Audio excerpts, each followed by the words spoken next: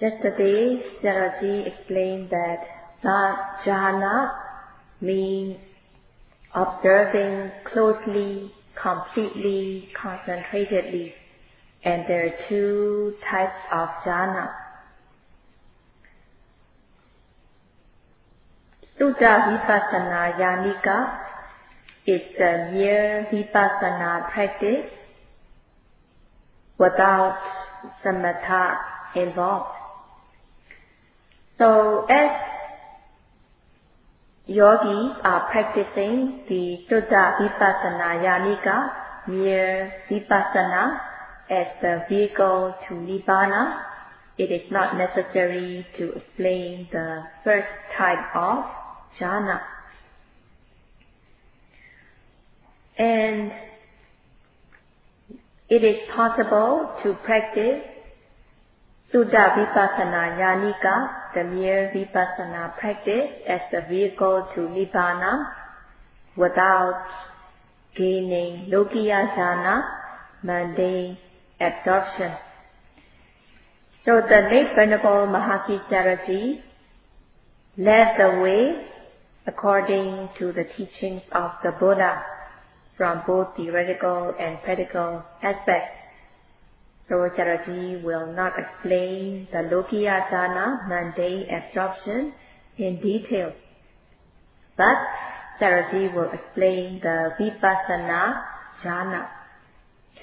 Vipassana Sankharana Sabhava Samanya Lekhana Lekhanupa Nicha Janathena jhana, meaning jhana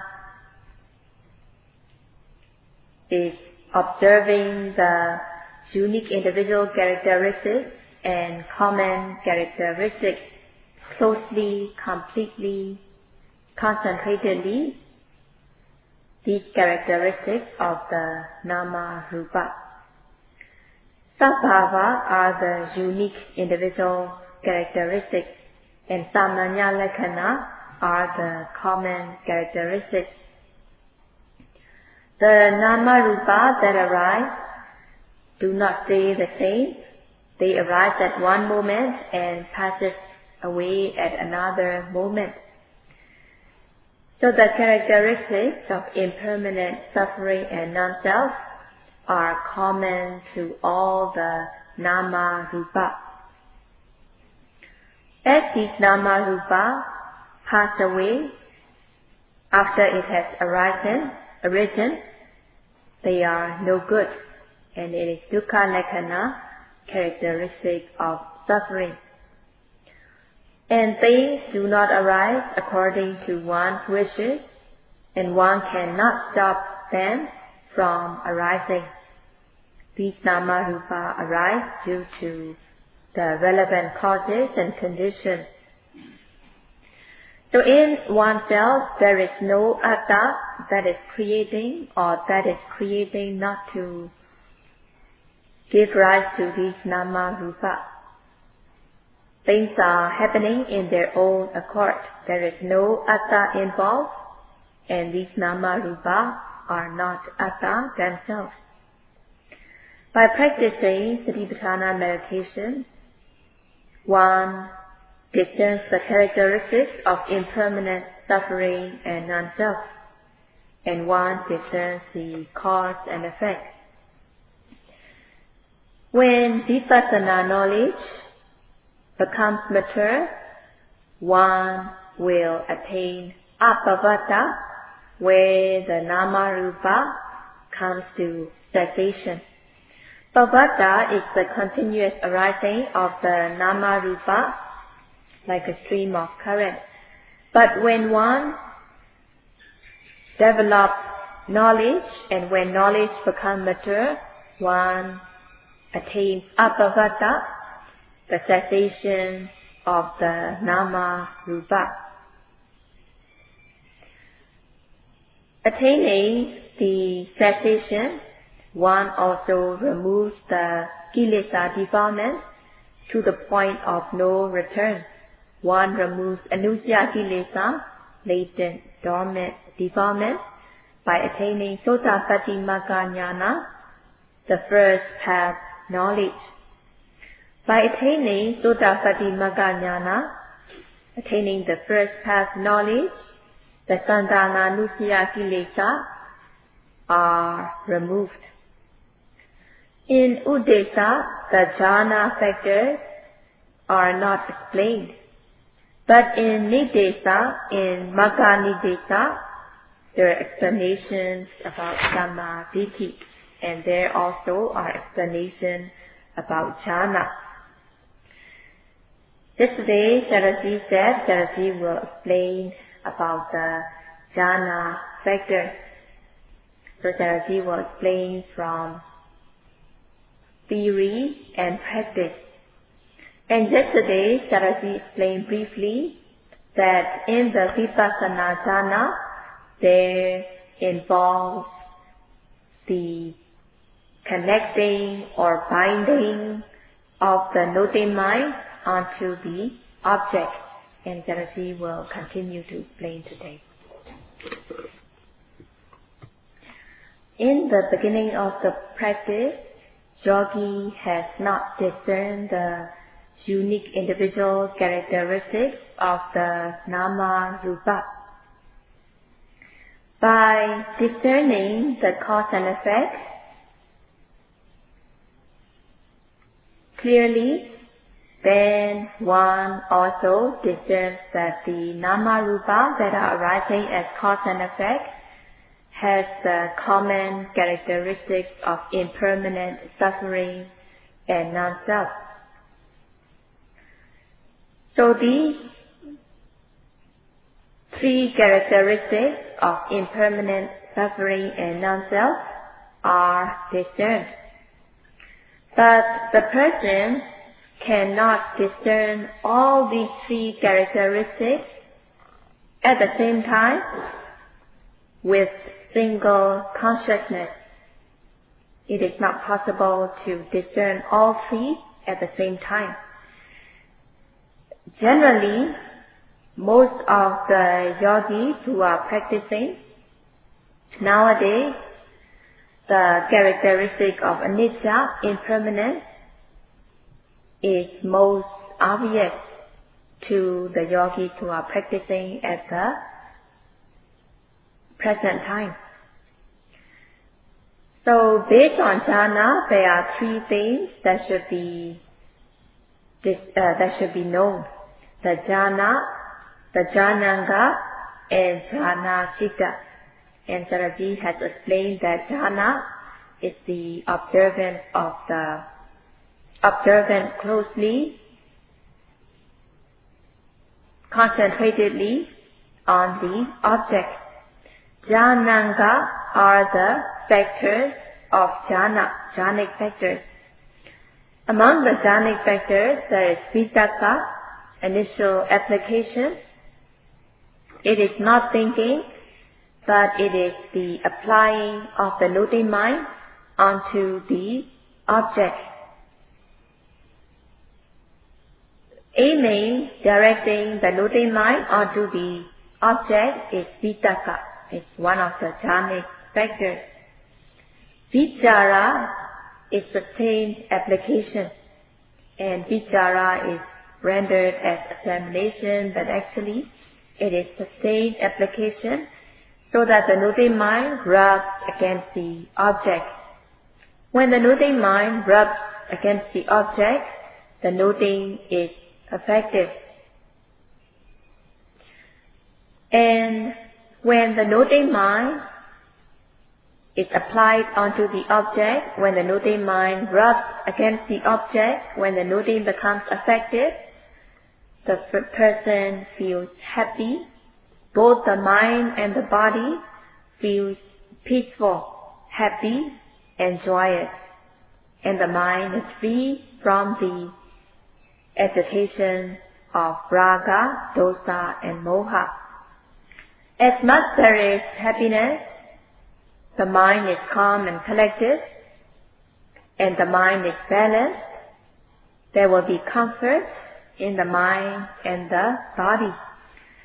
There are 5 jhanic factors, and in another way there are 6 jhanic factors. If the feelings are come as one factor, then there are 5 jhanic factors. But if Vedana feeling if Vedana is counted as 2, one is Sukha and one Upekkha, then there will be 6 jhanic factors. And there is happiness, comfort, and joy. The consciousness that is associating with the jhana is called jhana citta. So when jhana arises, there will also be jhana citta, the mind that is associating with the jhanic factor. And when wholesomeness arises, all the jhana factors are also involved.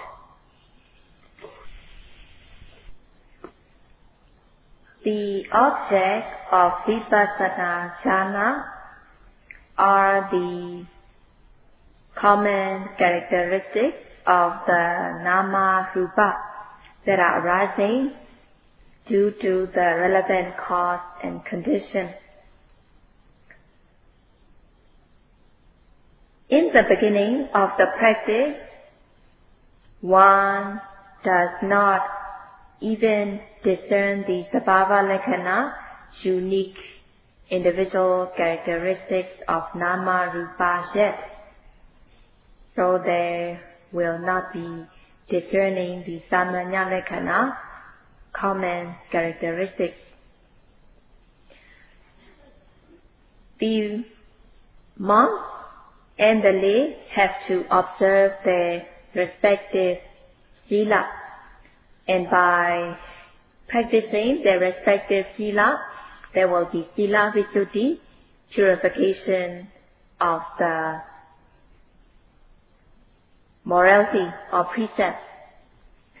And one has to practice in order to keep the mind calm by being mindful of the presently arising object. To put it in a Vidhamma way, one should be mindful in every seeing, hearing, smelling, tasting, touching, knowing. And to explain it in Suttanta way, one needs to be mindful of every arising object, such as rising, falling, sitting, touching, bending, stretching, lifting, moving, placing, opening and closing of the eyes, blinking, and so on. In the beginning of the practice, noting these objects, rising, falling, sitting, touching, and so on, involves paññatti concept. There is the sandhana paññatti, form or shape concept, akara paññatti, manner concept, involved in the noting in the beginning of the practice.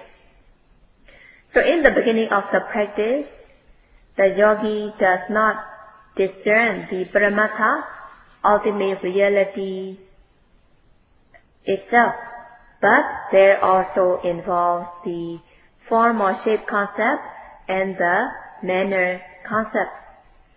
So in the beginning, when noting rising and falling of the abdomen, yogi knows together with the form or shape of the abdomen, which is the form or shape concept. And Vipassana jnana has not developed yet. So before the Vipassana jnana arises, yogi will be knowing together with the concept of either form or shape or manner. In the stage of Sangha jnana, in the stage of knowledge into dissolution, then the paññatti concept fall away. So the paññatti concept fall away in the beginning of higher Vipassana jnana.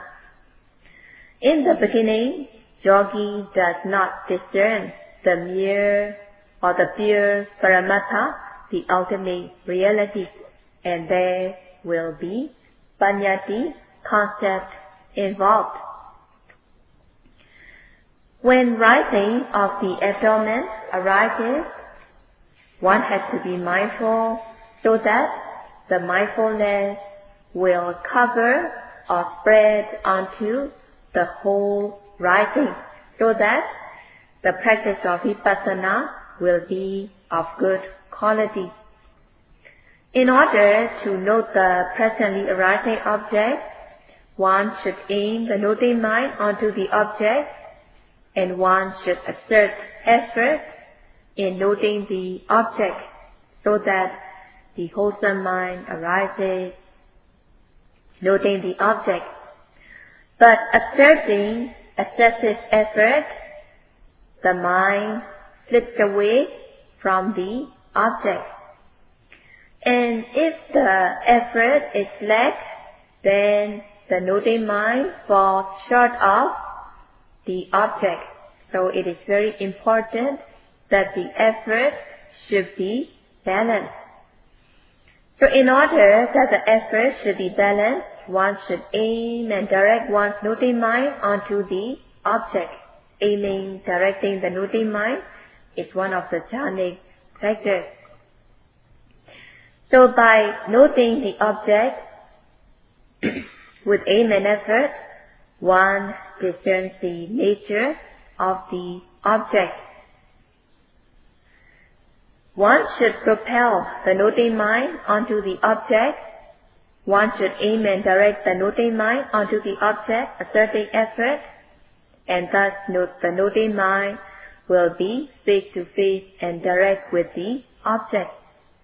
And the noting mind rubs against the object, and the noting will be effective.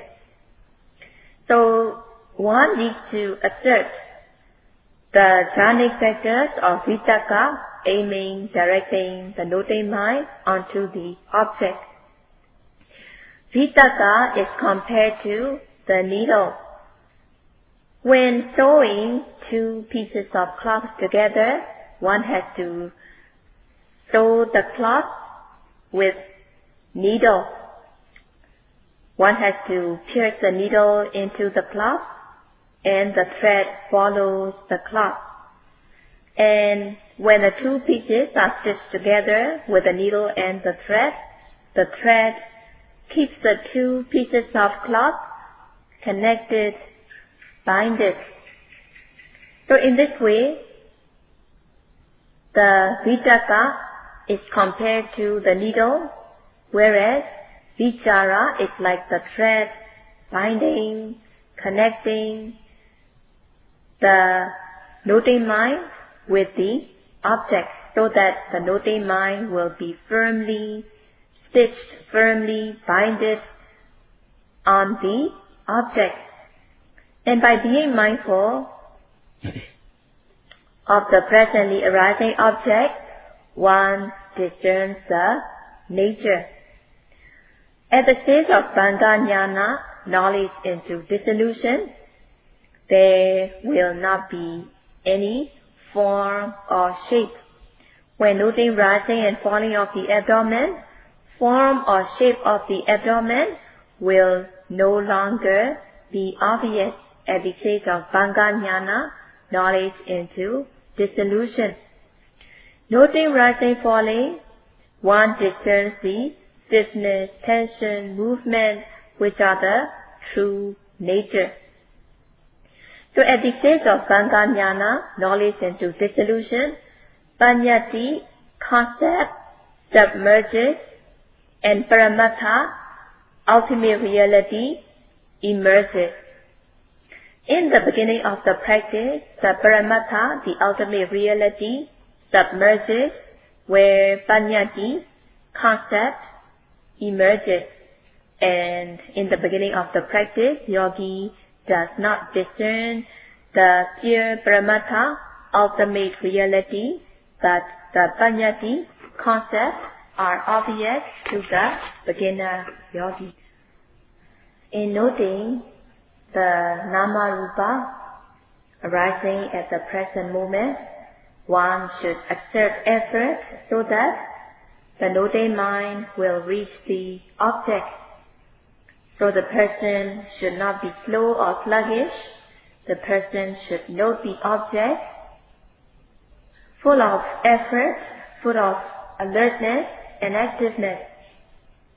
As soon as the object arises, yogi should exert effort so that the noting mind reaches the object. And yogi should also aim and direct the noting mind so that the noting mind will be face to face with the object.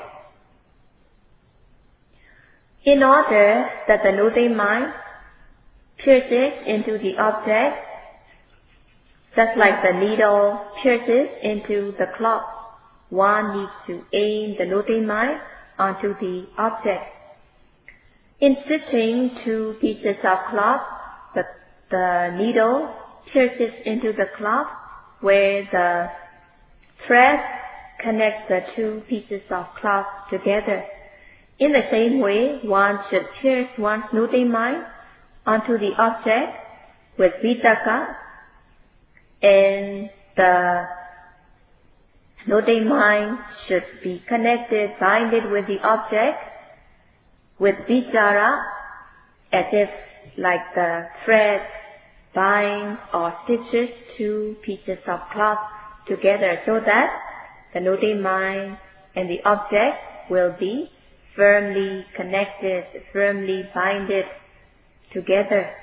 And yogis should keep on noting the object again and again. In the beginning of the practice, the sabhava lakkhana, unique individual characteristics, are not discerned yet. But as the yogi notes rising and falling, yogi only come to know the form or shape of the abdomen or the manner of movement. But even if the noting mind falls on the paṇḍitā concept, the manner of movement, his or her mind is pure and clean, away from the defilement. Being able to note the object for 1 minute, the mind will be. When the noting mind falls on paṇḍitā concept, the manner of movement, the mind is pure and clean. So even if the noting mind falls on paṇḍitā concept, the mind is pure. Being mindful for 1 minute, the mind is pure for 1 minute. Being mindful for 5 minutes, there will be purity for 5 minutes. And there will be citta visuddhi, purification of the mind. When there is citta visuddhi, the purification of the mind, then the yogi is dutiful in noting as the mind is purified by being mindful of the object. The example is given here of stitching two pieces of cloth together. When the two pieces of cloth are stitched together, if there is one stitch, then the two pieces will be connected for one stitch. And if there are two stitches, the pieces of cloth will be binded together for two stitches. But within the seam, between the two pieces of cloth, if there is one stitch missing in between or two stitches missing in between, in this way, if there are stitches missing in between, then the two pieces of cloth will not be strongly connected. So it is very important that the stitches should be continuous, one after another, without any gaps or without any stitches missing in between, so that the two pieces of cloth will be strongly knitted or strongly connected or binded. So when stitching, and when the stitches are straight and strong, the person who stitches will feel happy. So the person who stitches will become happy, peaceful, when seeing a straight, neat stitch. So Sayadaw explains that he had done some hand stitching when he was young, and seeing the neat stitches, straight, he feels happy, peaceful, joyous, and also when stitching with the sewing machine as well. So seeing the seam neat, tidy, straight, strongly knitted between the two pieces of cloth, then the person who sews will be happy, peaceful. So in the same way, when the yogi knows the object, when the yogi stitches or connects the noting mind onto the object, binding the noting mind onto the object, just like a stitch, then the yogi will feel happy, joyous, peaceful in the practice. So it is very important that the noting mind should be connected, binded onto the object. When the noting mind falls on the object firmly, concurrently, then the yogi feels happy and joyous. The mind also becomes proper, being away from nivarana hindrances. Having vitakka and vichara, initial application and sustained application, the noting mind is firmly connected, binded with the object. The example is given here when the person wants to choose a ready-made outfit, then the person has to go to a shop in order to buy, in order to select the clothes. So it is not enough just to choose the clothes by the design only, but it is also necessary to check the seam, the stitches, and if the design is nice and if the stitches are nicely stitched, then the outfit will be more durable. In the same way, one needs to have good control of one's life. One needs to have the strong mind in order to control one's life.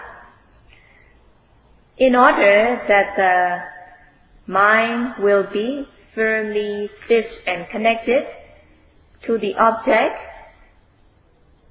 one should note the object with aim and effort. When the noting mind is firmly binded on the object, when the yogi notices his or her mind being proper, then the person will be happy and joyous. When the practice gains momentum, when the practice progresses, yogi feels more happy, more joyous, and the yogi realizes the happiness that is gained through the practice excels many times than the worldly happiness. When the mind becomes proper, firm and steady, yogi gains more happiness. If the yogi practices properly, the practice can progress even within hours, so let alone a few days. But if the yogi has been here for many days without experiencing the Dhamma happiness, then it will take long for the yogi to gain the goal. So in order to note the presently arising object, one needs to exert effort in noting the object. If the noting mind is not firmly connected with the object, it shows that the person is lacking vitakka and vichara, initial application and sustained application. If the mind lacks vitakka and vichara, initial application and sustained application, then the mind will be hindered by all sorts of nivarana hindrances. Especially if there is no aiming, directing the noting mind onto the object, the mind will not be open, blossom, or active, and thus the mind will be constantly tormented by tina and mita, sloth and torpor. Not having vichara, sustained application, there will be uncertainty. Noting the object with aim and effort, the noting mind sticks onto the object, the noting mind rubs onto the object, the noting becomes effective, and there is certainty and uncertainty, doubt will be removed, and Sayadaw will continue to explain tomorrow. Sadhu, sadhu, sadhu.